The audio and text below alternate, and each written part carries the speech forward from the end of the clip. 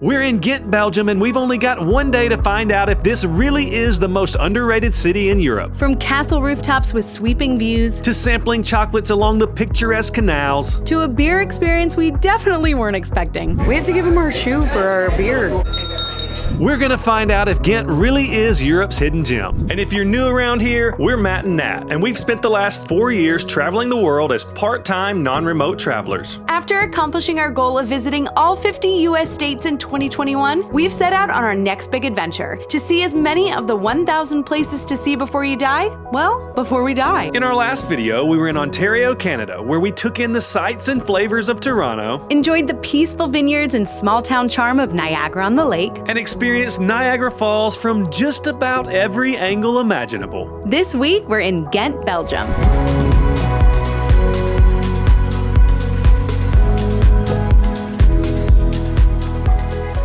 You know that feeling when you get home from a long trip and realize that there's nothing in the fridge? Well, unfortunately, we know that feeling all too well, and the last thing we feel like doing is grocery shopping or trying to figure out what to make for dinner. It literally is the worst.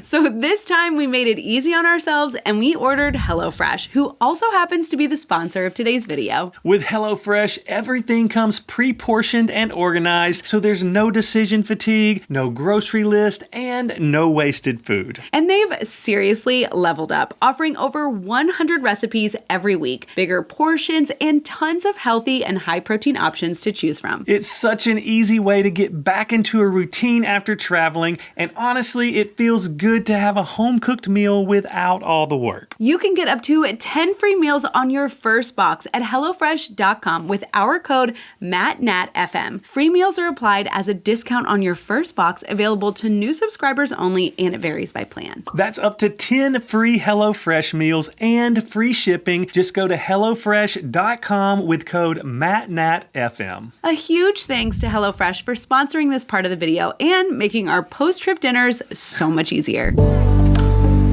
If you'd like to recreate this itinerary or want more information, check out our free One Day in Ghent travel guide by scanning this QR code or clicking the link in the description.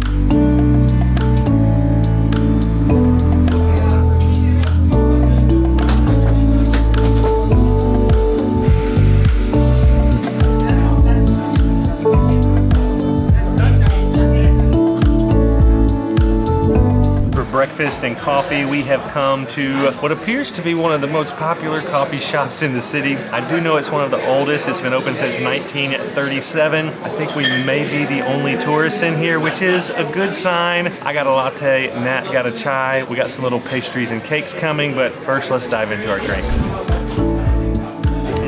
That's really smooth. I didn't have any sugar added to it, and I didn't add any. All caffeine this morning, no sugar high. Okay, I did forget. We're getting our sugar in form of cakes and waffles, not drinks. He was trying to act healthy for a second. Oh, that's perfect. The chai has a lot of flavor. This might be like an 8.2. Not a lot of sugar though, so I'm really surprised that I like it so much. Now our sugar has arrived. We ordered their butter cake by recommendation of our waitress, and we have another Belgian treat coming, but let's try the butter cake first. I got the crust, so it's a little drier. The center looks really moist, but it's exactly as our waitress said. She's like, I'm basic, but the butter cake's delicious. It's a really simple cake, but I mean, what can go wrong with that? Butter, sugar, delicious. So we got our Brussels waffle. She suggested that we get cream, that the cream here is really good. I mean, it looks incredible. I never thought of putting cream on a waffle, but it is so buttery, creamy, and a little sweet. With the powdered sugar, it's the perfect combo. I love how crunchy the waffle is. It's warm. I really like this one. This one's really good. I know, right? That cream is really good. The waffle's crispy on the outside, fluffy on the inside. That cream is amazing. The cream kind of takes that one over the top, so thumbs up to our waitress for suggesting it.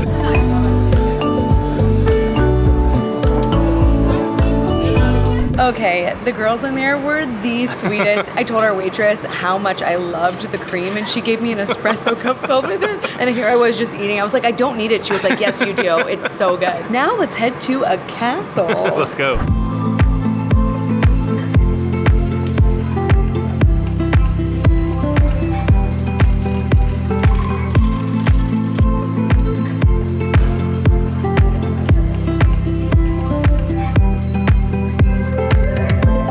I love me a good audio guide. Otherwise, I tap out way earlier. We have to make sure that he gets an audio guide so I can spend as much time in museums as possible. And the best part is it's included into the admission price. Yeah, and the admission is 13 euros with an audio guide.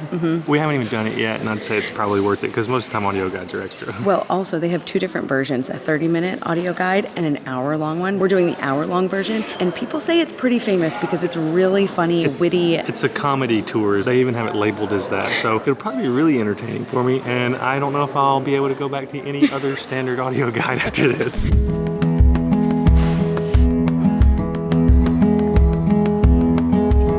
One thing that I found very interesting is these little hatches up here, right up here. They would have thrown hot oil on you when you were trying to get close. Throwing anything on me from that high wouldn't be fun, but hot oil from No, that high? thank you.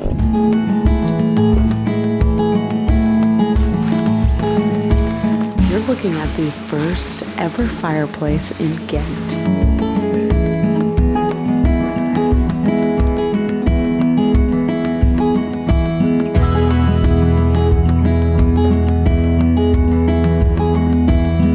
Are beautiful up here, and this is where I would pour hot oil on you if you were my enemy, I guess.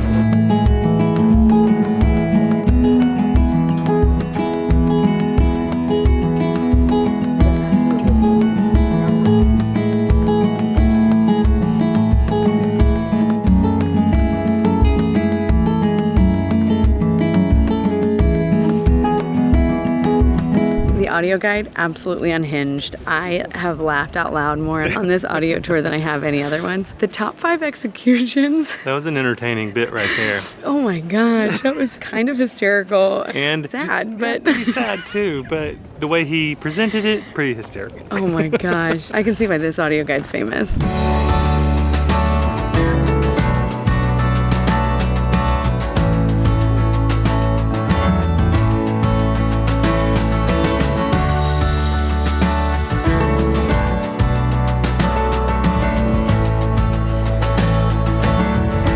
Ghent is a very medieval city. Yes. That tour of the castle was about the Count and Countess of Flanders. The tour was amazing. Audio guide was excellent. It wasn't just a bunch of facts, it was storytelling, so it did keep you engaged more. It was really entertaining and totally worth a visit.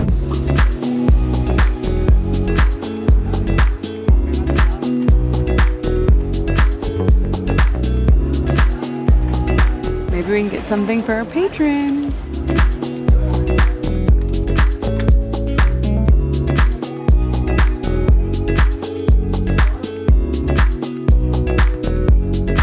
We got goodies and postcards for our patrons. We would show you, but they're all wrapped up very nicely because the sweet lady taped them all up. We want to take this time to shout out our amazing Patreon community. Thank you guys so much for supporting our channel. And if you're interested in becoming part of our Patreon fam, check out the link down in the description. We highly recommend this gift shop, by the way. Tons of great Belgium and Ghent souvenirs, so check it out. We've now made it to the most charming neighborhood in Ghent called Patershol. In addition to being adorable and charming, it's also Ghent's oldest neighborhood. It was originally home to the monks, and it later became home to the working class before turning into the charming and adorable neighborhood that it is today. I literally can't get over this architecture. It's everywhere. One of the cool things that we learned is that they didn't have numbers on houses, so they would have these ornate designs on their houses to distinguish them from each other. There were no addresses, there weren't street names, there weren't street numbers, so you would put some sort of decoration on the outside of your house to distinguish it from others, so you could tell people how to come visit you or deliver things or whatever it was. Pretty cool. And now we're gonna try one of their specialty chocolates. Candies. It's not chocolate, I don't think. It's like a nose candy. That's what they call it or something. Yeah, it's a Cuberdon. I probably am butchering that name. If we're saying it wrong, let us know in the comments. Yeah, but it's like a cone-shaped little candy. They call them candy noses. It's a thing here, so let's try it.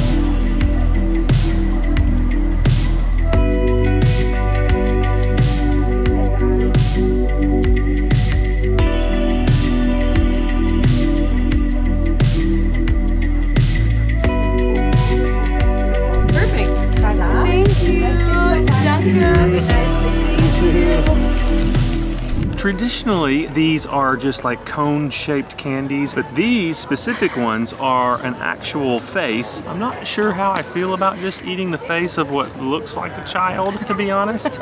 And I don't even know what flavors these are supposed to be. I have no idea. I'm really excited though. They feel like a gummy kind of candy, maybe. Let's give them a go. Ooh. Oh, wow. Oh. They are. It's a harder exterior, but like gummy still, which I really love. And then on the inside, it's like more runny, I guess you would say. I still don't know the flavor. It's a berry, some kind of berry. But yeah, it was not what I was expecting. I expected the same texture all the way through. Even on the inside, you can see like sugar crystals on the inside wall of the exterior. And then there's that stringy, gummy, gooey inside that's just super tasty. I don't know if I've had a candy like it. Not necessarily flavor-wise, but texture-wise. Texture-wise, it's a unique thing. I love this so much. I might have to go back and buy the big pack and take them home with us. They aren't cheap. There was 5 of them for €5, so they're €1 each, but really tasty and a unique candy to Ghent. Oh, that could have been bad. Real bad. Also, one of the bravest things we've done in quite some time, I believe, was sitting on these benches. They are covered in bird poop, sitting under a canopy of trees. So let's not test our luck any longer. Let's get out of here.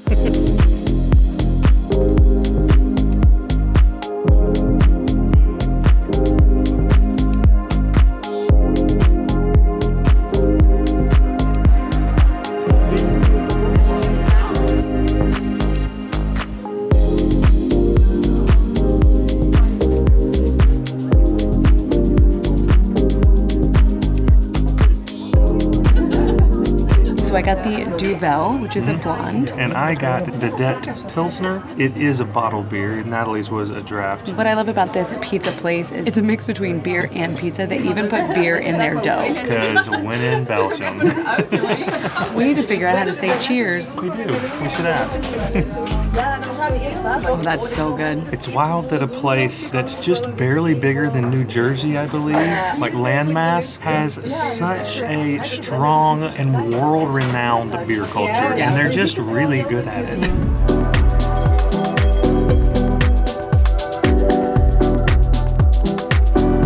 So for our food, we went a little outside my comfort zone, if I'm being honest. Mine as well, to be honest. We did get 2 pizzas because they're kind of single-person pizzas. So we went with one that's a little more comfort zone, you know. And that one is the poulet chasseur. Has chicken, bacon, smoked meat, some ham maybe, mozzarella, mushrooms, red peppers, and like a little salad on it. Yeah, totally in the comfort zone. It sounds delicious. Then we asked our waitress what she recommended for the second pizza because we wanted to try something maybe more unique to the area, and she definitely gave us something unique. Flemish-style asparagus pizza. White Belgium asparagus, hard-boiled egg. Which Natalie loves. I do, but not on my pizza. Some kind of matured cheese, nutmeg, sour cream, and some sauce. I hope it blows our mind with how delicious it is. Asparagus is currently in season, so at least we know it'll be fresh, but it's still a pizza with asparagus and boiled eggs on it. She said it was healthy, so I'm like, oh God. Anytime I can say my pizza's healthy, you know, I might regret it. Okay, we'll see.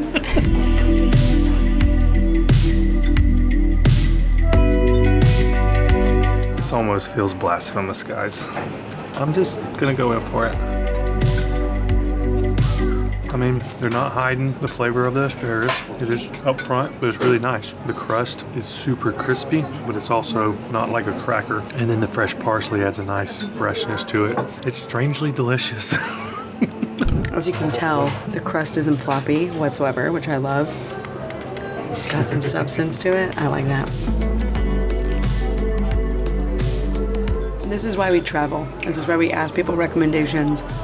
That's delicious, and I would have never ordered that. My mind is blown a little bit. The parm definitely adds to it, but this is delish. Let me try a bite of the other pizza real quick. Now, this one's a little floppier, as you can see.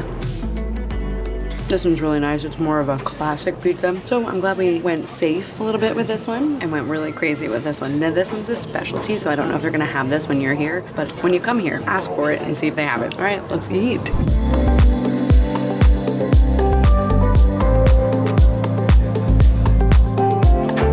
So we we didn't have dinner last night. I'd just like to say that because we ate both of those pizzas. And when they first arrived, both Matt and I said, we could have shared one. And then time went on and pizza disappeared. That asparagus pizza, I was like, I have to eat it because I will never have anything like it again. So overall, the place was delicious. The service was great. The views were incredible. Yeah, so definitely check this place out. But now we're off to do probably the most touristy thing in the city. Right over here. But also, I feel like it's kind of a must, especially for your first time.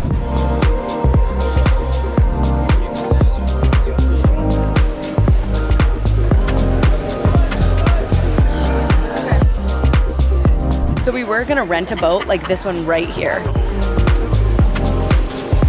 But if we had done that, we would have gotten zero historical or cultural knowledge of the city. It would have been a good time for sure. So if you've already come to the city and maybe done this more group boat trip, then maybe consider renting a boat, cruising around the canals. Because it was actually pretty affordable. Yeah, it was, especially since you get to control the schedule. And I will be speaking English for all the rest of you. Is that okay? Thank you. Thank you real now. Right up there in that window is where we just had lunch.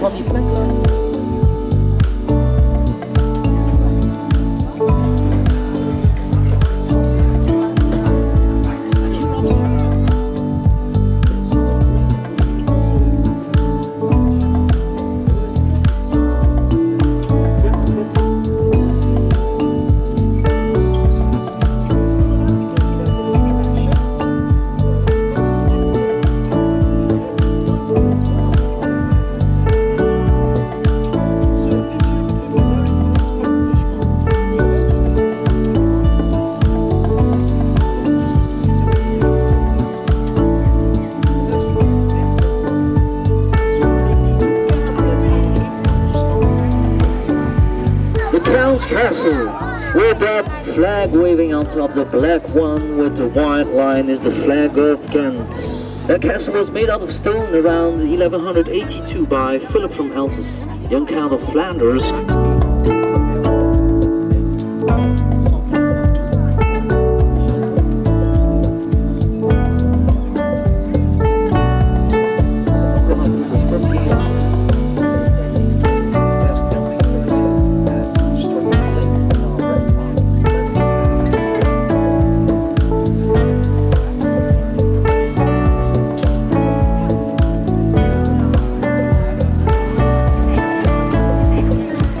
Finished the boat ride, and I think it was priced accordingly. It was what, 10 euros per person? Yeah, around about. And we did get our tickets on Get Your Guide, which I highly recommend because I just love going up to somebody and be like, I already got tickets. Yeah, it was such an easy thing, and it was open time slots. Boats leave every 20 minutes, so it was a really flexible thing for your schedule. I will say the tour is done in 3 languages, so it's a 50-minute tour, but you only really get, 18-ish minutes of your language for the tour. But honestly, I didn't mind it. It gave you time to kind of zone out and relax when he was speaking in another language. Then you could tune back in when he was speaking the language that you understood. I loved going to places that we're not walking to. The boat route did backtrack a lot, so you saw a lot of the same stuff, but it was a really enjoyable experience. Definitely worth doing if you come to Ghent. We'll put links for the tour that we booked down in the description of this video. Now, since we carbo loaded earlier, we are now going to get our exercise on and climb to the top of the Belfry. How many stairs is it? 366. All Don't know right. if that's accurate yet, but we'll let you know when we get there. I'm not counting.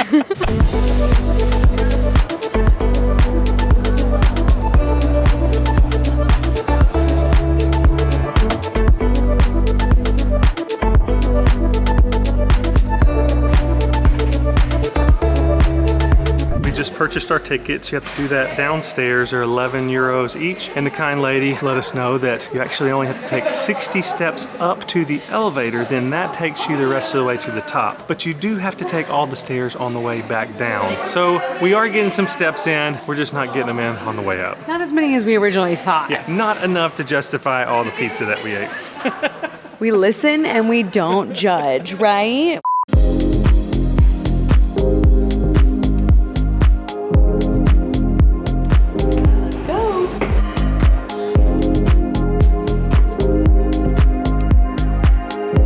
This was built in 1313, but this right here was on the top as like a wind vane. Is that what they call that's it? kind of what it was. It was also a watchtower, so if there was a fire or anything, they would be up top and they would shout fire. Yeah, but the dragon was, back in the day, like the protector of the city. It's got a really neat history. I don't know it all off the top of my head. So just come here and learn it for yourself.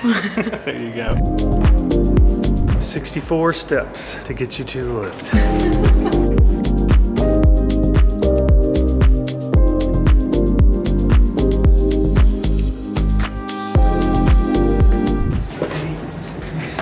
And then there's a half step over here, so 66 and a half. Look at that quality control. I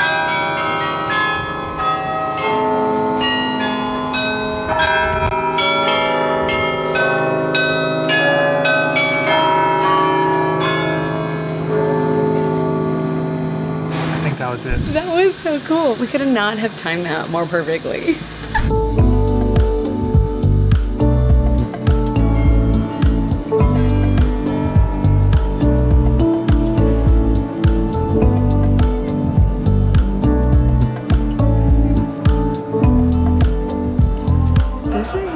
Cool. I find this very relaxing. Oh, it is, because you can hear the city living down below you, people laughing and music playing. Really relaxing.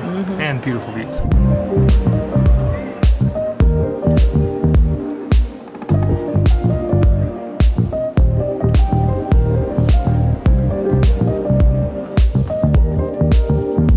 So you only get to go around once up top, so make sure you take your time. There is no circling. You get to the entrance, get out there, and then you make it to the exits. There were a lot of people that were rushing, I think thinking they could do it multiple times, or they weren't quite at the top yet. And then they tried to circle back, and that was rough. So just take your time, go through it slow. It's definitely a one-way route. Now we're going down these tiny little stairs.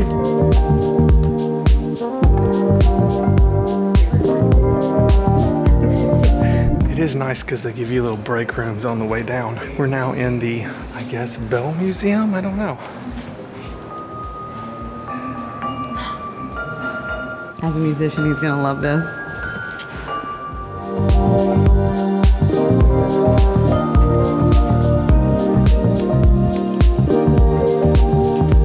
Easy enough. Now on to Belgium chocolates.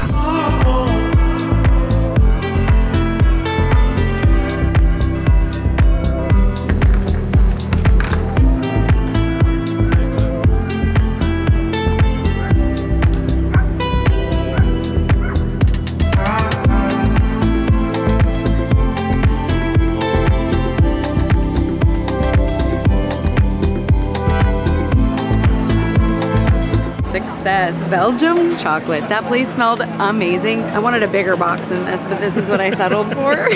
Now let's go find a place to try these chocolates.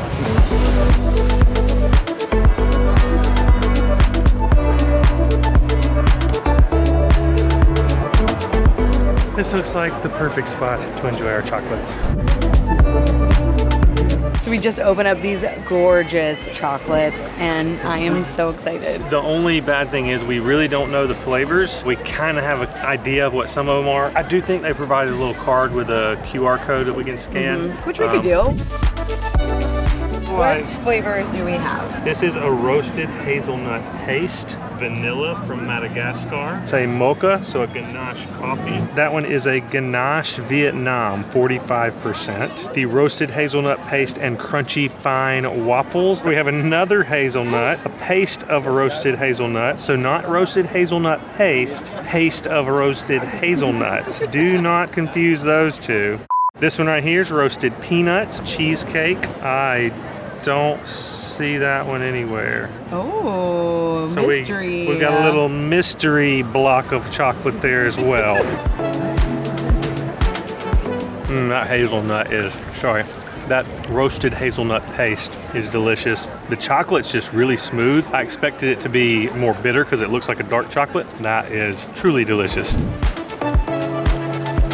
Oh my gosh, so creamy. I love the paste of hazelnut or hazelnut of paste or whatever. Honestly, I get the hype of Belgium chocolate. All right, we'll try one more on camera. Which one? Should we do the mystery one?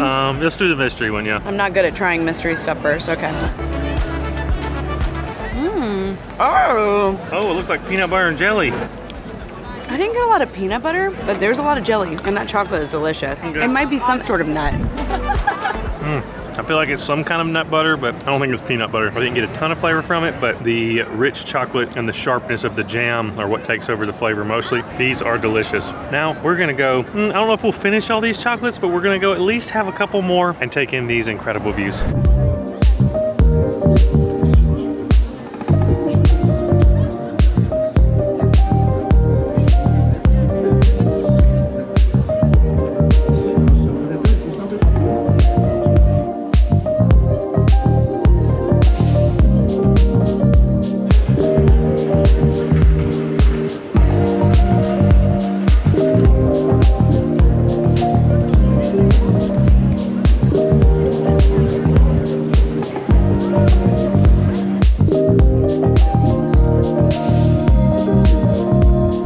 Happened to the chocolates, if I'm being honest. I know we said we weren't gonna probably eat all of them, but I don't know what happened.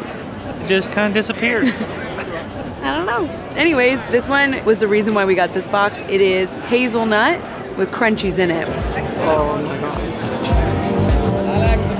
These are some of the best chocolates I've ever had.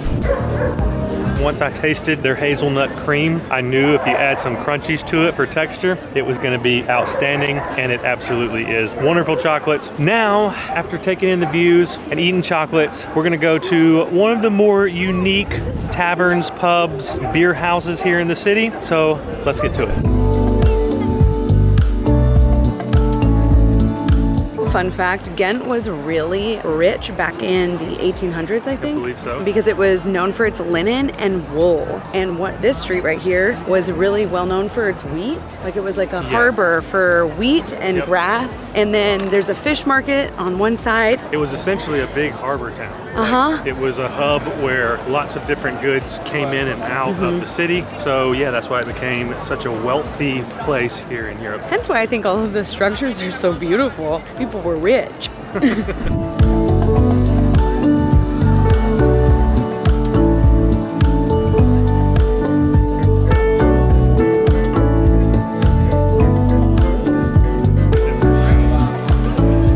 So I'm not gonna lie, we had every intention to get fries today because if you don't know, Belgium is responsible for those delicious fried potatoes. Back here behind us is the little fry stand that we were gonna go get them, but we ate too much at lunch. But if you do come to Ghent, come check this place out. I believe it's called Friture, and let us know down in the comments what your thoughts on Belgian fries are.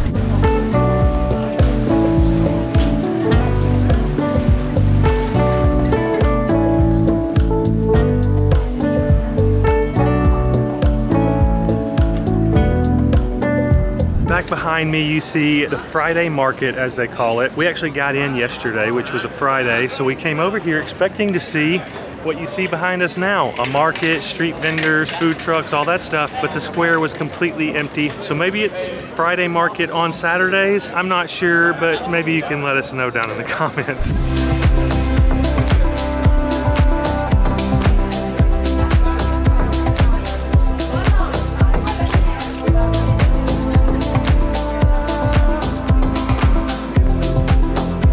So I'm going to describe the decor as like a medieval Cracker Barrel. Like it's all over the place, a lot of things everywhere. It's named after a famous 15th century Flemish person, royalty, I don't know, something like that. But yeah, I would agree with that. That hits the nail on the head. There's a lot of dolls hanging from the ceiling. All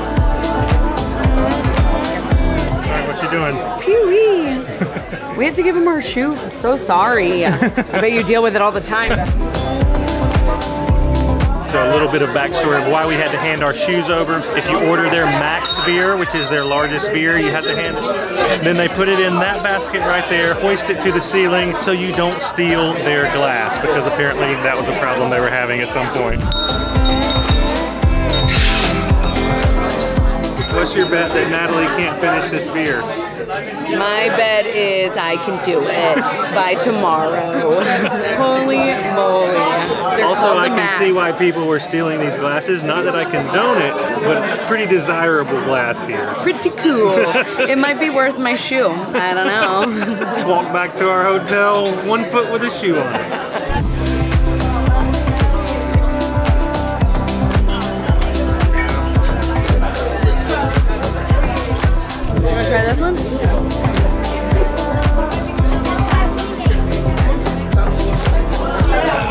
beyond the glass, the beer is delicious. I was about to say, it's good beer, so that helps. It's not a gimmicky thing. The beer is great. They also have a massive selection of beer, I believe over 500 if I'm not mistaken. Wow. And also a really unique way to experience it. And now let's go drink one shoe less. Drinking out of these is more of a challenge than you think, because once you get down into the skinny part and you turn it up, bubbles start hitting that bottom bowl. I think it was a movie called Beer Fest. You had to chug out of a boot and then it'd pour in your face if you didn't do it right. I feel like this is that.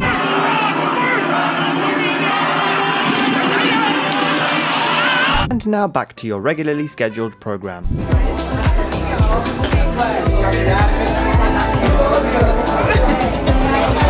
It's scary. You can see the wave coming towards your scary, face. yeah. That's hard. I'm so nervous. Look at that.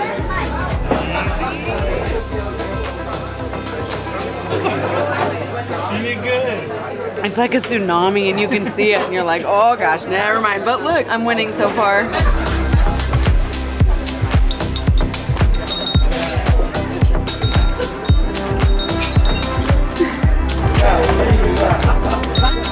Look what we did. We did it! We finished, and we didn't break either glass. No!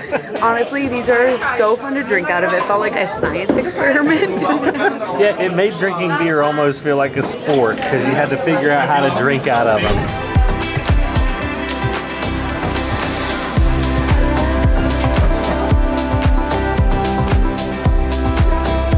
Honestly, that was one of my favorite bar experiences because usually it's not an experience at a bar. You're just, having a drink. But the beer was really, really good. It was a lot of fun. Handing the shoe over is a really fun and unique tradition. Definitely recommend.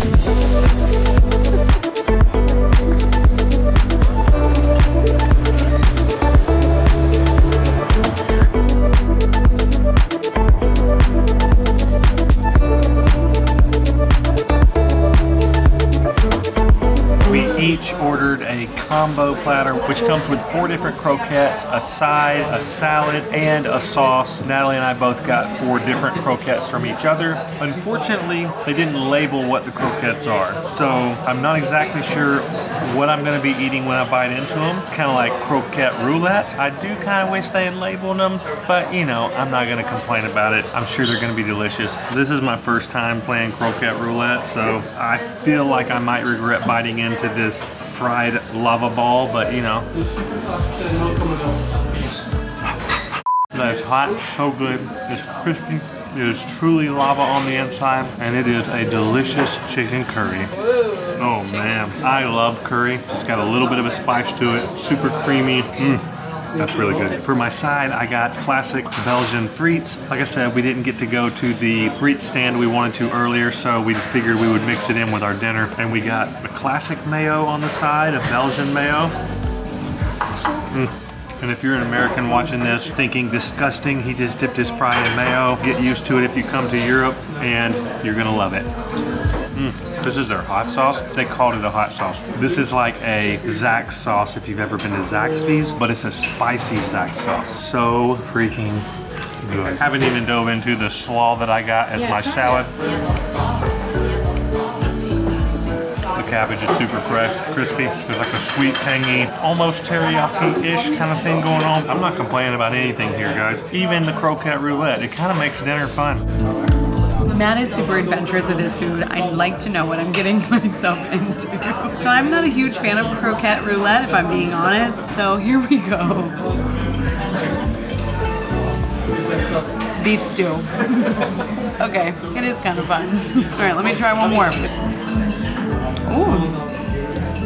I think this is the goat cheese. I could be wrong. I don't know yet. Hold on. Ready? Okay. Roulette number 3 for Natalie. What did I order? Remember. It's good. Is that the mac and cheese? Oh, mac and cheese. Okay, so one's Italian, and one of them, what was it? Hold on. The goat was a croquette filled with goat cheese and sun-dried tomatoes. The beef stew. And the Italian classic with truffle parmesan and penne. So I'm trying to figure out between the penne, truffle. This is the goat. A lot of cheese in my croquettes, if you couldn't tell. Which one's your favorite? First bite. The truffle's pretty good. We'll get Matt to try all the rest of his croquettes. Just one bite, everybody knows the rules. So I don't butcher what I got. I'm going to tell you straight off the menu what it is. I got their Keep Calm and Curry On, which is like a chicken curry croquette. Vol la Vente de Grande, which is 2 plastics at once is what they say. Also got a vitamin C. They claim it's like the best fish stick you can possibly get. And then for my 5-star croquette, which is one of their higher price croquettes, I got the Shrimply the Best, and all that the description says is a Belgium classic like you've never tasted. So I'm gonna rapid fire these things. I'm gonna go, that's either the Shrimply the Best or vitamin C. I think it's vitamin C. This is the classic one, really cheesy, really creamy, most of all, really delicious. And that one, I believe, is the Shrimply the Best. Kind of feels like I licked the bottom of the ocean. If you've watched our Valencia, Spain video before, you remember that one croquette that I had there that was like salty, briny, fishy. This isn't quite that intense, but it's just one notch down. What's your favorite? Chicken curry. Oh. First one's my favorite. The classic one's really good. The bottom of the ocean is like my least favorite. It's not bad. I don't know how to order it again, but I will eat it because I paid for it. So. Can't recommend it enough, honestly. I'm very shocked and pleasantly surprised with the amount of food, the quality of the food, and the variety that we got. Yeah, service was great, food was delicious. The only thing I didn't love was my croquette that was very fishy, but again, that's just personal preference. But we just got outside and it looks like it's gonna be a beautiful sunset, so let's go see if we can get a good view.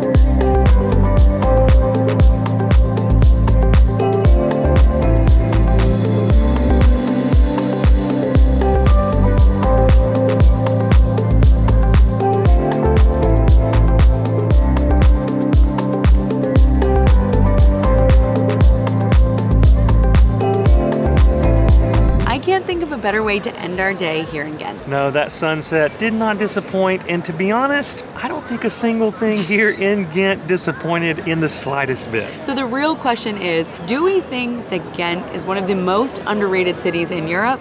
I would lean towards yes. Ghent is truly spectacular. I think you're missing out if you don't give Ghent a try. It's got so much history, it's vibrant, it's young, it's lively. There's just a whole lot to love about this city. But unfortunately, that's gonna wrap up our time here in Ghent. We hope you've enjoyed watching this video, and if you had, please remember to give it a big thumbs up and hit the subscribe button. And we'll see you in the next video.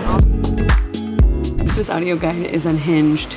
This one said that Judith, Countess of this castle, that he imagines her to be a little cross-eyed. So Matt was listening to it and he goes, They knew I was coming, what can I say? I've never put on my shoes at a bar before. I've never taken them off in a bar before. No, I haven't. I'm kind of liking letting my foot air out, to be honest, so. Concentrating. They're complaining. Pretty cool.